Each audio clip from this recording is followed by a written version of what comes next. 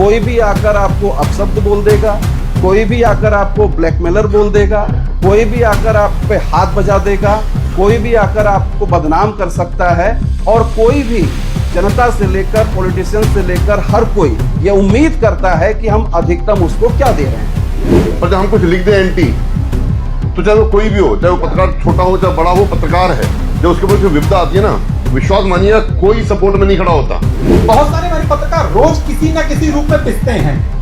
अगर हम एकजुटता दिखाएंगे तो सरकार को कहीं ना कहीं मजबूर होना पड़ेगा हमारी बात सुनने के लिए। पढ़ने लिखने की बहुत जरूरत है और ये नियमित ये चीज होनी चाहिए। अगर ज्ञान नहीं है तो आप ज्ञान बांट नहीं सकते, आप जो है अज्ञानता ही बांटेंगे। जितनी विश्वसनीयता अधिकारी के लिए जरूरी है, जितनी विश्वसनीयता राजनेता के लिए जरूरी है, उतनी विश्वसनीयता पत्रकारिता के लिए जरूरी है। क्योंकि चल सबकी दुकान पब्लिक से, सबका पैरामीटर वहीं से चल रहा।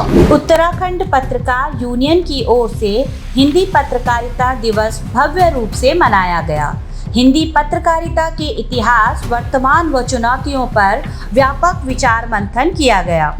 श्रमजीवी पत्रकारों के सम्मान, सुरक्षा, अधिकारों के लिए एकजुट होने का संकल्प लिया गया। इस दौरान वरिष्ठ पत्रकार साथियों को पत्रकारिता में योगदान के लिए सम्मानित भी किया गया। कार्यक्रम के मुख्य अतिथि क्षेत्रीय विधायक शिव अरोड़ा से पत्रकारों ने बंद पड़े प्रेस भवन को शुरू करने की मांग रखी। विधायक शिव अरोड़ा ने शासन प्रशासन की मदद से जल्द ही प्रेस भवन का मसला सुलटा लेने व भवन को जीर्णोद्धार के लिए विधायक निधि से 60 लाख रुपए देने की घोषणा भी की।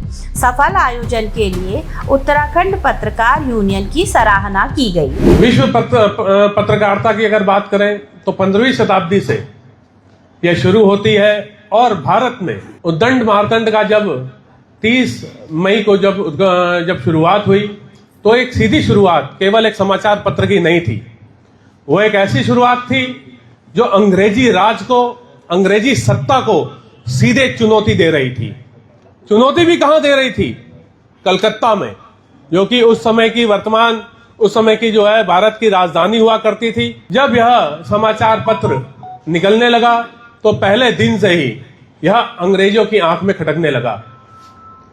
निश्चित रूप से कहा जा सकता है, आप उस जमाने की पत्रकारिता को सोचें जहां पर पूरे वर्ल्ड में राज करने वाला अंग्रेजों का जो हुकूमत थी, उसका पूरा का पूरा राजधानी और राजधानी में उनको चुनौती देता हुआ एक ऐसा समाचार पत्र निकलता है जिसके पास संसाधनों का बहुत ज्यादा अभाव था।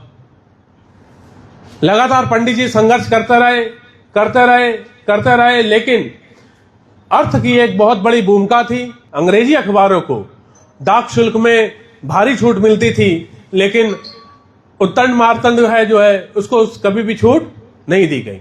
इसका परिणाम हुआ कि कुछ वर्षों में जब वह बंद हुआ तो पहले दिन उसकी 500 प्रति थी और उस समय वह 1600-1500 प्रतियों पर था। लेकिन धीरे धीरे करते हुए चूंकि वो जितना ज्यादा बढ़ता जा रहा था उतना ज्यादा डाक शुल्क भी बढ़ रहा था, तो यह बर्डन उनसे सहन नहीं हो पाया और इस पूरी स्थिति का एक दर्दनाक अंत हुआ। लेकिन शुरुआत हुई, एक शुरुआत जो कि यह जता जाती है अंग्रेजों के सामने कि हम लिखेंगे, हम भारतीय जनता को वस्तु स्थिति का सामना और जो है तस्वीर जो उनके सामने लाकर रखेंगे। मैं सिर्फ इतनी सी बात कहना चाहूंगा कि माननीय प्रदेश उपाध्यक्ष जी, अगर आप इस यूनियन का कोई भी ऐसा फंड बनाते हो जिसमें कि आपको जो पत्रकारिता को किसी इमरजेंसी में कोई एक्सीडेंट हो जाए या कोई गंभीर बीमारी से भगवान ना करे हो जाए, तो मुझे लगता है कि आपको एक ऐसा संगठन का ही अपना एक फंड बनाना चाहिए और हमारा भी उसमें थोड़ा बहुत योगदान जो आप आदेश करेंगे आप मुझे बताइएगा। क्योंकि अभी कई बार देखता हूं कि हमारे पत्रकार भाई जो कि जान लड़ा देते हैं समाज के लिए, लेकिन जब उनको आवश्यकता पड़ती है गंभीर स्थिति में, मैं तो चाहता हूं कि आप फंड बनाएं और सबसे पहला नाम उसमें मेरा लिखें। बहुत बहुत धन्यवाद, बहुत बहुत बधाई हो, पुनः बधाई। Thank you very much. हम सभी पत्रकार साथी हिंदी पत्रकारिता दिवस मनाते हुए अपने आप को गौरवान्वित महसूस इसलिए करते हैं कि एक लंबा चौड़ा इतिहास हिंदुस्तान के अंदर पत्रकारिता का रहा है और जिसको इस दौर में आगे बढ़ाने की जिम्मेदारी हमारे कंधों पर है और हम अपनी अपनी क्षमताओं के हिसाब से, अपनी अपनी बुद्धि विवेक और सामर्थ्य के हिसाब से उसको पूरा कर रहे हैं। हम यहाँ जितने श्रमशील पत्रकार बैठे हैं, हमें मालूम है कि अपनी 2 जून की रोटी कमाना आज के दौर में कितना मुश्किल है। कितने पत्रकार ऐसे हैं जो आज पेरोल पर काम कर रहे हैं। कभी हम भी हुआ करते थे जब पेरोल पे हुआ करते थे, आज तो परमानेंट होते ही नहीं पत्रकार। और ये बहुत बड़ी जद्दोजहद है कि जिसकी कहीं कोई सुरक्षा की गारंटी नहीं है, न्यूनतम सुरक्षा की गारंटी नहीं है। कोई भी आकर आपको अपशब्द बोल देगा, कोई भी आकर आपको ब्लैकमेलर बोल देगा, कोई भी आकर आप पे हाथ बजा देगा, कोई भी आकर आपको बदनाम कर सकता है। और कोई भी जनता से लेकर पॉलिटिशियन से लेकर हर कोई ये उम्मीद करता है कि हम अधिकतम उसको क्या दे रहे हैं। हम एक फोन कॉल्स पर दौड़ जाते हैं बिना ये जाने समझे सोचे कि हमारी मोटरसाइकिल कहां आधे रास्ते में आके बंद तो नहीं होने वाली है। ये संकट इस दौर में आज की पत्रकारिता पहुंच गई है। बावजूद उसके तमाम जोखिमों को उठाते हुए, तमाम असुरक्षाओं का भाव उसको हम समेटते हुए दूसरों के अधिकारों के संरक्षण और संवर्धन के लिए हम पूरी लड़ाई लड़ रहे हैं। तो थोड़ा सा वक्त कभी कभी मिलता है तो हमको अपने संरक्षण और अपने अधिकारों के बारे में भी जरूर सचेत होना चाहिए। और मैं तो यही कहूंगा कि ये दौर सामंजस्य का दौर है, ये अकेले झंडा बुलंद करने का दौर नहीं है। तो अच्छी बात यही है क्योंकि पत्रकार मुट्ठी भर संख्या में हैं, तो कहीं भी किसी बैनर के साथ रहें, कोई प्रॉब्लम नहीं है। लेकिन जब पत्रकारों के हितों की बात हो, जब उन पर किसी भी किस्म के संकट की बात हो, तो हमको मजबूती के साथ कम से कम एकजुट होना चाहिए। और संयोग है कि माननीय विधायक शिव अरोरा जी यहाँ मौजूद हैं। आपका सहयोग और मार्गदर्शन यहाँ के पत्रकार बंधुओं को, संगठनों को, समूहों को मिलता रहा है और आगे भी सतत रूप से आपका स्नेह हम सबको मिलता रहेगा। बहुत बहुत शुक्रिया। एक बार पुनः आप सभी को बधाई। धन्यवाद रुपेश भैया। इस दौर में पत्रकारों की हालत ऐसी है, सबको हम कहते हैं चौथा स्तंभ है, मजबूत विपक्ष होना चाहिए, पर वास्तविकता यह है कि सबको भगत सिंह चाहिए। सबको आज के दौर में भी भगत सिंह चाहिए, पर अपने घर में नहीं चाहिए, पड़ोस के घर में चाहिए। अपने घर का शहीद ना हो, पड़ोस के घर का शहीद हो जाए। जब कोई मुकदमा हो, जब कोई परेशानी हो, रुपेश भाई ने बहुत अच्छी बात की कि पहले आजीविका और वो सारी चीजें वो एक हर किसी को देखना होता है, पर जब हम कुछ लिख दें एंटी, तो चाहे वो कोई भी हो, चाहे वो पत्रकार छोटा हो चाहे बड़ा हो, पत्रकार है, जब उसके ऊपर विपदा आती है ना, विश्वास मानिएगा कोई सपोर्ट में नहीं खड़ा होता। हम पत्रकारों को ही एक दूसरे के साथ खड़ा होना पड़ता है, पर हमसे समाज, हमसे जनता ये कहती है, ये अपेक्षा करती है कि पत्रकारिता तो एक चौथा स्तंभ है, पत्रकार एक चौथा स्तंभ है, मजबूत स्तंभ है, आपको आवाज उठानी चाहिए, करनी चाहिए, रोडों पे निकलना चाहिए, मतलब सब कुछ हम करें, तुम घर में बैठ के केवल देखते रहो। तो मैं अभी भी कह रहा हूं, अगर हम इस पेशे में हैं तो इसको बचाने की जो बात शिवम भाई कह रहे थे, तो बचाएंगे तो हम तब जब हम शिक्षित खुद भी होंगे, पढ़ते रहेंगे। तो अपने बेसिक्स को हमें इंप्रूव करना पड़ेगा, हमें अपने बेसिक्स को सीखना पड़ेगा, तब हम अपने आप को भी बचा पाएंगे और तब हम सर्वाइव भी कर पाएंगे। तो अपने आप को मजबूत कीजिए, कोई नहीं आएगा सपोर्ट करने के लिए। मुझे इस रुद्रपुर शहर में 10 साल से ज़्यादा का समय हो चुका है। मैं अलग अलग शहरों में रहा, मैं लखनऊ रहा, चंडीगढ़ रहा, लेकिन हर शहर में पत्रकारों का एक प्रेस क्लब, एक अस्तित्व मुझे हर जगह दिखाई दिया। इस रुद्रपुर शहर में ही जो भी विवाद रहे हों, मैं इतना सीनियर इस रुद्रपुर शहर में नहीं हूँ, बाकी सीनियर लोग हैं यहाँ पे, तो आप एक बार इस पर गौर करना। ललित जी बहुत अच्छी बात कही, रुपेश जी आपने भी बातें कही, भूपेश छिम्बाल जी आपने भी कही। पत्रकारिता चूंकि जगह जगह रहा हूं और सैलरी वाला पत्रकार, समस्याएं शुरुआती तौर में ज्यादा आई थी, लेकिन समस्याएं धीरे धीरे निदान भी होती गई।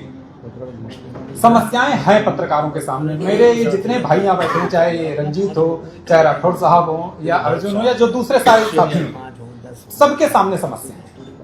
छोटी सी खबर को, छोटी सी अटेंशन को हम जितने बेहतर तरीके से समझने की कोशिश करते हैं, शायद समाज का कोई व्यक्ति उसको उतने गंभीरता से नहीं देखता। हम छोटी छोटी खबरों को लेकर के 10 किलोमीटर, 15 किलोमीटर, 20 किलोमीटर जंगल के अंदर हम बेखौफ होकर चलना चाहते हैं। पत्रकारों पर हमले भी होते हैं। उत्तर प्रदेश के अंदर हो या उत्तराखंड के अंदर हो, बहुत जगह ऐसी मैंने खबरें देखी, सोशल मीडिया पर खबरें देखी कि जो पत्रकार निष्पक्ष तरीके से सरकार के खिलाफ थोड़ी भी चीजें अगर दिखाते हैं कि नहीं जिला प्रशासन ने गलत कर दिया या सरकार ने गलत कर दिया, तो उसके खिलाफ किस तरीके से कार्रवाइयां की जाती है, ये भी भूपेश सिंबाल जी बता रहे हैं। बहुत सारे हमारे पत्रकार रोज किसी न किसी रूप में पिसते हैं।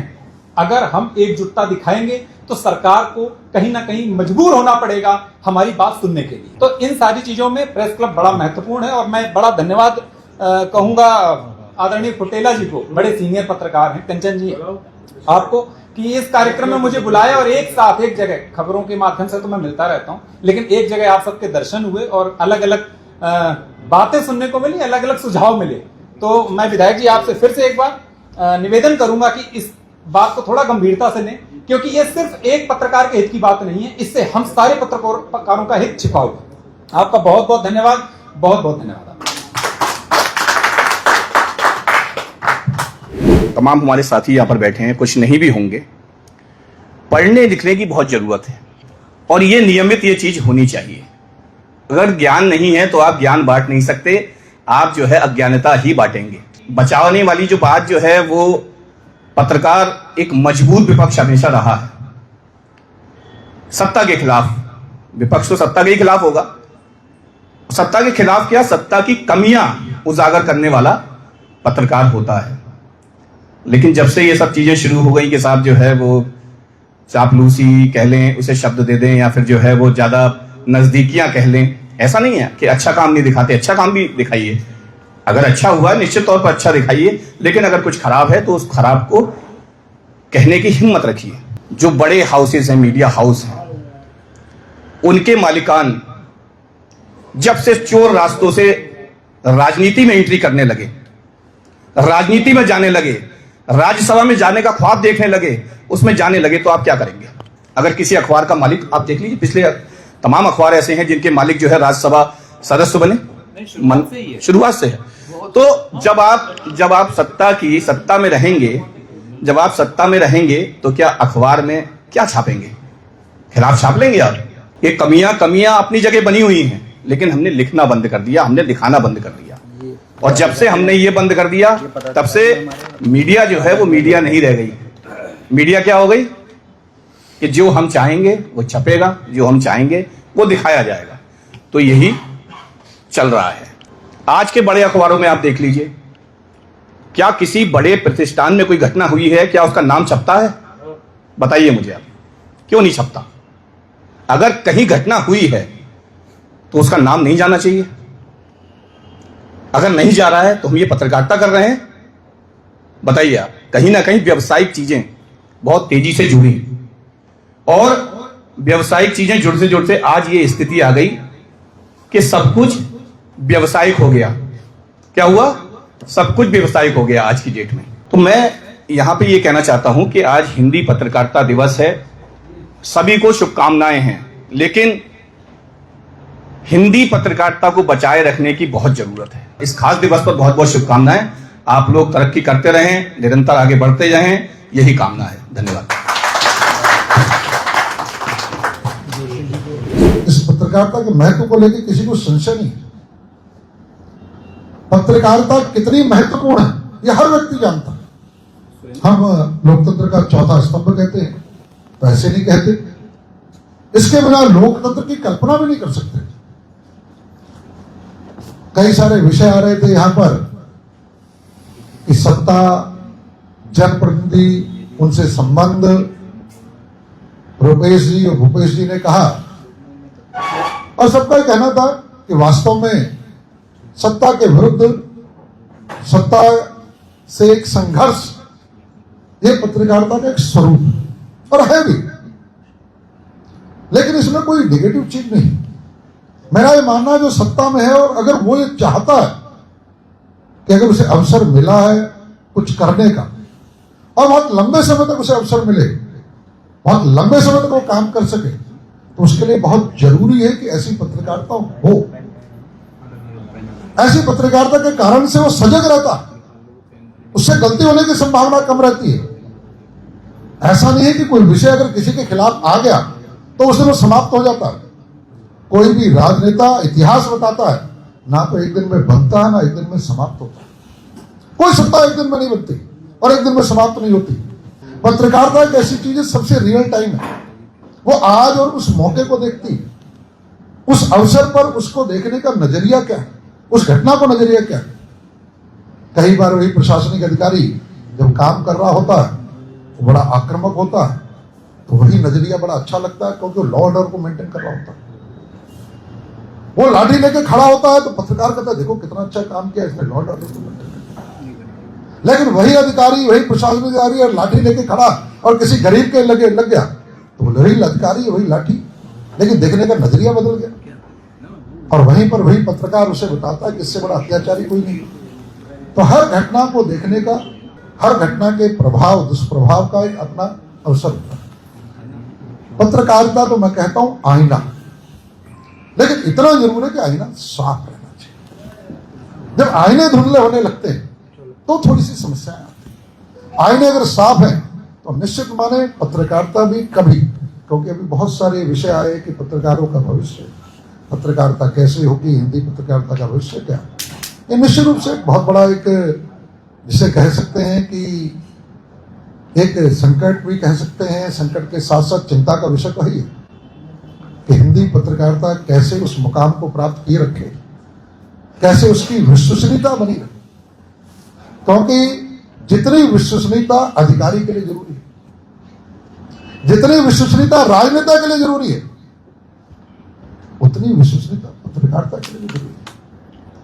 क्योंकि चल सबकी दुकान पब्लिक से रही, सबका मैरामीटर वहीं से चल रहा। अभी बात हो रही थी प्रेस क्लब की, तो मेरी अभी राजकुमार जी से और कंचन से बात हो रही थी। यहाँ संजीवी से राजीव जी भी हैं, बाकी सब भी वरिष्ठ हैं। मेरा कहना है कि मैं स्पष्ट रूप से आपको कह दे रहा हूं कि प्रशासन से जो भी कराना, आज हमारी 30 तारीख होगी, हम इस जून के महीने के अंदर इस समस्या का हम समाधान कर लें। प्रेस क्लब की समस्या का समाधान, मुझे लगता है कि ये जो आज का हिंदी पत्रकारिता दिवस है, ये इसमें मील का पत्थर साबित होगा। तो ये प्रेस क्लब इतना बड़ा नहीं है, हम इसका समाधान कर लेंगे। मैं जिलाधिकारी महोदय से, सूचना अधिकारी जो है जिला सूचना अधिकारी, उनसे वार्ता कर लूंगा और फिर हम लोग एक बार आपस में बैठ के जो भी आपका प्रस्ताव लेके जाना है, प्रस्ताव ले जाके प्रशासन से कराना, इस बात का मैं आपको भरोसा दिलाता हूँ, उस काम को करा। और उसको सजाने संवारने के लिए 5 लाख रुपए विधायक जी की तरफ से मिल जाएंगे, कोई दिक्कत नहीं। 7 लाख रुपए की घोषणा अरे कितनी कोशिश कर रहा है हमारा विधायक, कल्पना नहीं कर रहे हैं, जहाँ तो मिनट में काम है। आज हिंदी पत्रकारिता दिवस की आप सबको बधाई देता हूँ। हमारे राजकुमार पटेला जी, कंचन जी, अजय जी, और आज ये पत्रकारिता दिवस एक आगे आने वाले समय में मील का पत्थर साबित होगा। इस विश्वास के साथ अपनी बात को समाप्त करता हूँ। धन्यवाद।